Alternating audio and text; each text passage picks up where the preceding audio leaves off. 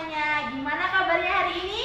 Bersama Yesus, aku dan kau luar biasa. Dahsyat, syat, syat. Kita ketemu lagi di hari Minggu, tapi tetap ibadah kita tetap online. Jadi kita belum bisa ketemu lagi. Kira-kira kalian rindu nggak sih buat berangkat ke gereja lagi? Oh ya, pasti rindu banget dong, apalagi bisa ketemu sama adik-adik yang lain, kita bisa memuji dan memuliakan nama Tuhan bersama-sama. Bener gak Kak Elvin? Iya bener, Kak Elvin juga rindu buat ketemu adik-adik semua. Nah, sebentar lagi kita juga akan memulai ibadah ini. Sebelum itu, kita mau berdoa dulu. Kak Elvin, tunggu dulu. Tapi sebelum berdoa, lebih baik adik-adik yang ada di rumah, pastinya sekarang lagi mulai ibadah kita nih. Pastikan dulu pakai bajunya yang sopan Kak Elvin. Oh iya, jadi nggak boleh yang lagi pakai baju tidur harus ganti, harus sudah mandi. Sama seperti kalau kita mau berangkat ke gereja. Terus juga buat adik-adik yang lain di rumah, tetap jaga kesehatan. Ya nggak, bener nggak Kak Elvin? Iya, kalau keluar harus tetap pakai masker. Terus juga kalau di rumah ada hand sanitizer, adik-adik yang lain juga boleh pakai hand sanitizer sebelum memegang ataupun beraktivitas. Iya, dan itu harus selalu dibawa. Benar banget itu Kak Elvin. Dan yuk, kita mau mulai ibadah kita. Iya, sebelum itu kita berdoa.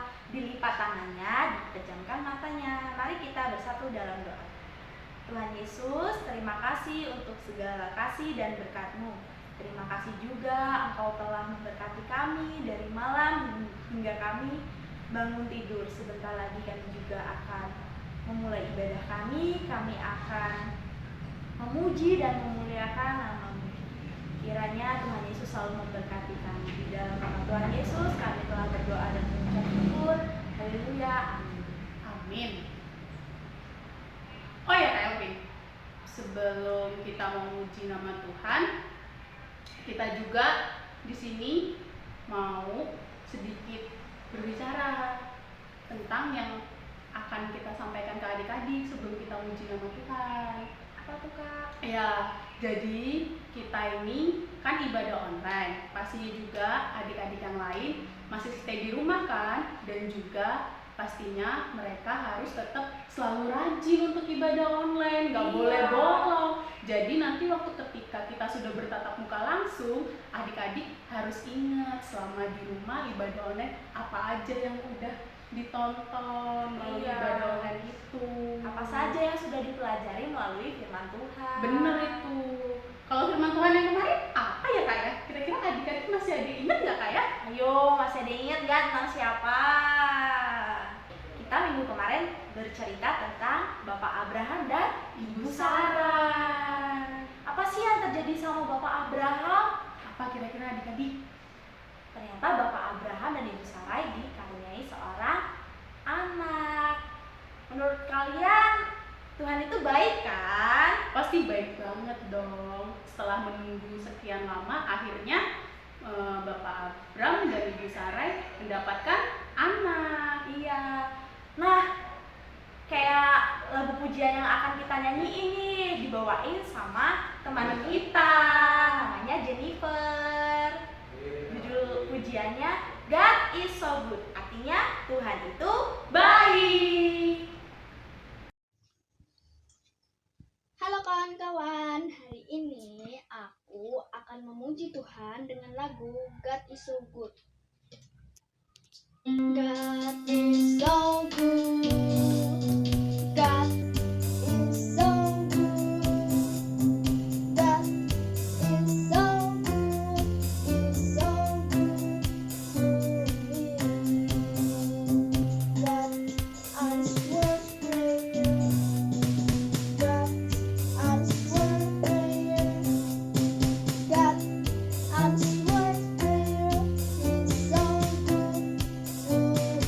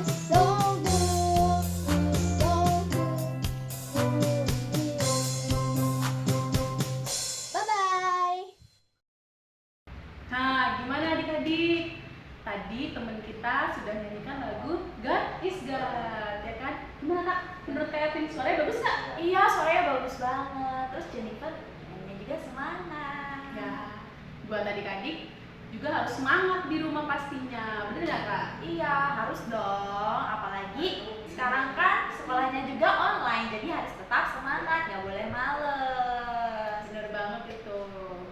Nah, adik-adik di rumah juga nggak boleh ya bermalas-malasan. Nih, kadang-kadang ya Kak, biasanya kalau sekolahnya di rumah, banyak nih adik-adik kita yang pada males-malesan, nggak mau bangun pagi, nggak mau beres-beres. Iya, apalagi sekarang kan kalau sekolah harus online tuh Kak. Iya. Jangan buat main game ya adik-adik handphonenya, tapi bener-bener buat belajar. Kan ada tuh nanti kalau nggak kelihatan orang tuanya, dia main game. Iya. Ya kan? Terus adik-adik di rumah juga masih ada nggak sih yang cengeng, yang suka rebutan mainan sama kakaknya atau adiknya? Siapa yang masih suka cengeng? Siapa yo? Kalian masih suka cengeng nggak? Masih ada kalau dapat duit jajan. Ih, sama dong kalian juga. Nah, sebentar lagi kita juga akan memuji nama Tuhan yang dipimpin sama Mbak Silvi Dan sama juga Mbak Gita. Iya, judulnya Aku Bahagia. Mari kawan-kawan kita memuji Tuhan dengan lagu Kebahagiaan. Aku bahagia, bahagia, bahagia, bahagia. Aku bahagia, bahagia, karena Tuhan Yesus angkat malasku. Yesus angkat malasku dan buang ke laut. Buang ke laut, buang ke laut. Yesus angkat malasku dan buang ke laut. Buang ke laut, buang ke laut. Aku bahagia, bahagia, bahagia, bahagia. Aku bahagia, bahagia, karena Tuhan Yesus angkat cengengku. Yesus angkat cengengku dan buang ke laut. Buang ke laut, buang ke laut. Yesus angkat cengengku dan buang ke laut. Buang ke laut, buang ke laut. Nah, adik-adik, sebentar lagi kita juga akan mendengarkan firman Tuhan. Jadi adik-adik di rumah harus sudah menyiapkan Alkitab. Sebelum itu, kita akan berdoa dulu dipimpin sama Kak Lia. Ya. Mari kita berdoa. Tuhan Allah Bapa yang baik, sebentar lagi kami akan mendengarkan firman-Mu ya Bapak. Kiranya Engkau berkati hati, pikiran, maupun telinga kami ya Bapak di saat kami mendengar firman, agar firman ini dapat diterapkan bagi kehidupan sehari-hari kami. Di dalam nama Tuhan Yesus kami berdoa. Amin. Ya adik-adik, setelah kita tadi sudah selesai berdoa, yuk siapin Alkitabnya. Kita mau baca firman Tuhan. Kita buka Alkitabnya dari Keluaran pasal 1 ayat ke-1 sampai yang ke-22, dan nanti akan disambung dengan Kak Elvin pasal yang kedua ayat 1 sampai yang ke-10. Orang Israel ditindas di Mesir. Inilah nama para anak Israel yang datang ke Mesir bersama-sama dengan Yakub. Mereka datang dengan keluarganya masing-masing: Ruben, Simon, Lewi, dan Yehuda, Ishar, Zebulon, dan Benyamin, dan serta Naftali, Gad, dan Asyer. Seluruh keturunan yang diperoleh Yakub berjumlah 70 jiwa, tetapi Yusuf telah ada di Mesir.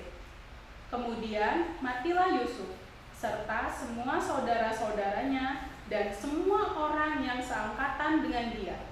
Orang-orang Israel beranak cucu dan tak terbilang jumlahnya. Mereka bertambah banyak dan dengan dahsyat berlipat ganda, sehingga negeri itu dipenuhi mereka. Kemudian bangkitlah seorang raja baru memerintah tanah Mesir yang tidak mengenal Yusuf.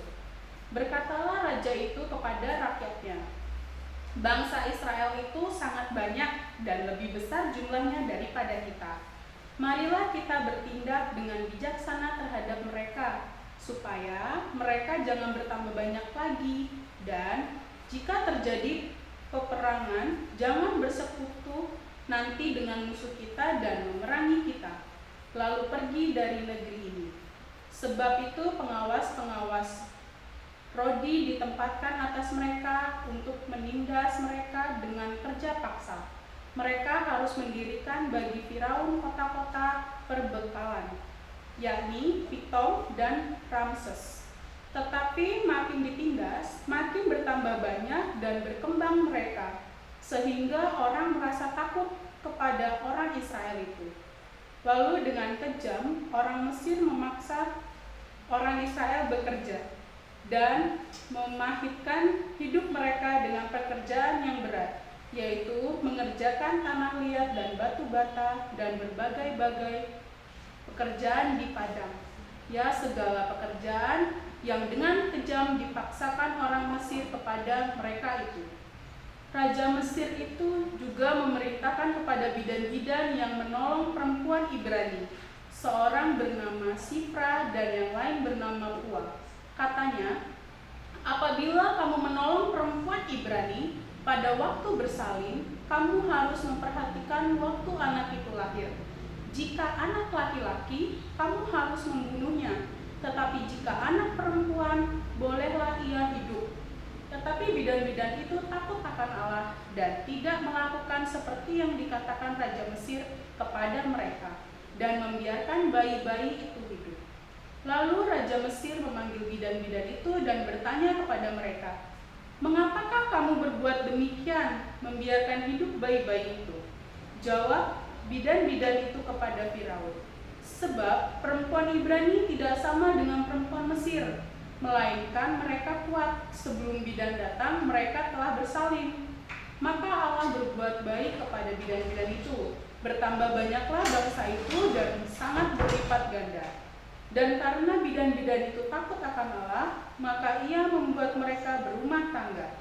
Lalu Firaun memberi perintah kepada seluruh rakyatnya, "Lemparkanlah segala anak laki-laki yang lahir bagi orang Ibrani ke dalam sungai Nil, tetapi segala anak perempuan biarkanlah hidup."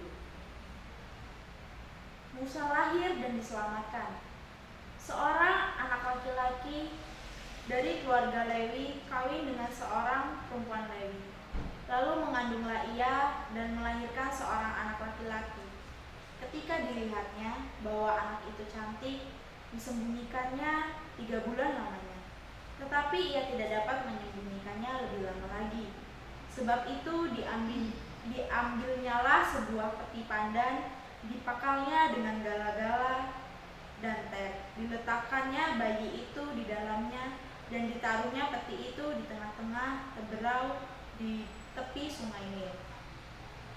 Kakaknya perempuan berdiri di tempat yang agak jauh untuk melihat apakah yang akan terjadi dengan dia. Maka datanglah putri Firaun untuk mandi di sungai Nil, sedang dayang-dayangnya berjalan-jalan di tepi sungai Nil. Lalu terlihatlah olehnya peti yang di tengah-tengah teberau itu. Lalu disuruhnyalah hambanya perempuan untuk mengambilnya. Ketika dibukanya, dilihatnya bayi itu, dan tampaklah anak itu nangis. Sehingga belas kasihan ia kepadanya dan berkata, "Tentulah ini bayi orang Ibrani." Lalu bertanyalah kakak anak itu kepada putri Firaun, "Akan kupanggilkan bagi tuan putri seorang inang penyusu dari perempuan Ibrani untuk menyusukan bayi itu bagi tuan putri." Saud putri Firaun kepadanya, "Baiklah." Lalu pergilah gadis itu memanggil ibu bayi itu. Maka berkatalah putri Firaun kepada ibu itu, "Bawalah bayi ini dan susukanlah dia bagiku, maka aku akan memberi upah kepadanya." Kemudian perempuan itu mengambil bayi itu dan menyusuinya. Ketika anak itu telah besar, dibawanyalah kepada putri Firaun. Ia mengangkatnya menjadi anak dan menamainya Musa. Sebab katanya, karena aku telah menariknya dari air. Amin. Hai adik-adik, Hai. udah siap belum? Kita akan mendengarkan firman Tuhan.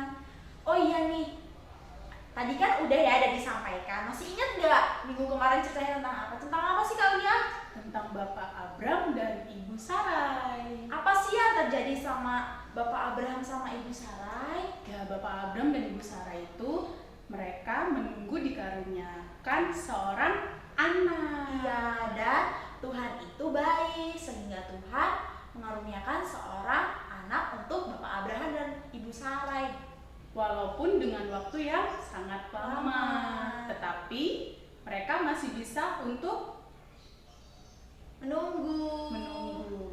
Itulah kita harus taat dan setia sama Tuhan. Iya, minggu ini kita akan bercerita tentang Nabi Musa. Jadi adik-adik, kita mau bercerita tentang Nabi Musa. Ada yang ingat nggak sih siapa Nabi Musa itu? Nabi Musa itu kalau nggak salah yang waktu bayinya dihanyutin ke sungai ya Kak? Iya bener Kak Lia.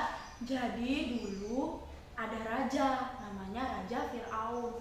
Rajanya ini nih sangat jahat sekali Kak. Sehingga rakyat Israel nih pada takut. Nah Fir'aun juga takut karena bertambah banyaknya Israel. Makanya dia memerintahkan bidan-bidan dan para pengawal untuk membunuh setiap bayi laki-laki yang lahir Kak. Kok bayi laki-laki sih Kak? Ngapa nggak bayi perempuan juga? Karena seorang laki-laki itu kuat. Kalau seorang perempuan kan bisa diperbudak, bisa juga dijadikan sebagai seorang istri. Nah, di waktu itu lahirlah Nabi Musa. Selama 3 bulan, ibunya Nabi Musa dan ayahnya menyembunyikan kelahirannya dia karena takut dibunuh Kak nanti Nabi Musanya. Kok takut ketahuan Raja Firaun ya Kak ya? Iya. Nah, kelahiran bayi Musa ini dibantu oleh 2 bidan. Ada yang tahu nggak Kak namanya siapa? Bidannya bidan Kuah dan juga bidan Sifra. Iya. Kedua bidan ini takut akan Allah sehingga dia bohong sama Firaun. Dia bilang, Firaun ternyata perempuan Israel ini orangnya kuat, tidak seperti perempuan Mesir. Jadi sebelum bidan datang, mereka itu sudah bisa menolong dirinya sendiri. Jadi mereka itu kuat. Nah, habis itu ternyata Musa disembunyikan di sebuah keranjang dan menghanyutkan Nabi Musa. Tetapi dihanyutkannya Nabi Musa itu, kakaknya Musa mengikutinya dari belakang. Siapa Kak nama kakaknya Musa? Kakak Miriam ya? Iya, kakak Miriam ini mengikuti Musa sehingga Musa dekat dengan Tuan Putri Firaun. Dia lagi mandi Mandi di sungai Nil itu Kak, yang tadi tempatnya Musa dihanyutin. Iya, ternyata di situ ada Putri Firaun dan keranjangnya Musa dekat dengan dayang-dayang Putri Firaun sehingga Putri Firaun tahu. Lalu Putri Firaun bicara untuk mengambil keranjang itu. Terus waktu dibuka berarti dalamnya Musa dong Kak? Iya, Putri Firaun bilang bayi ini sangat menggemaskan sehingga dia ingin mengasuhnya. Wah, berarti diambil sama Putri Firaun dong ya Kak ya?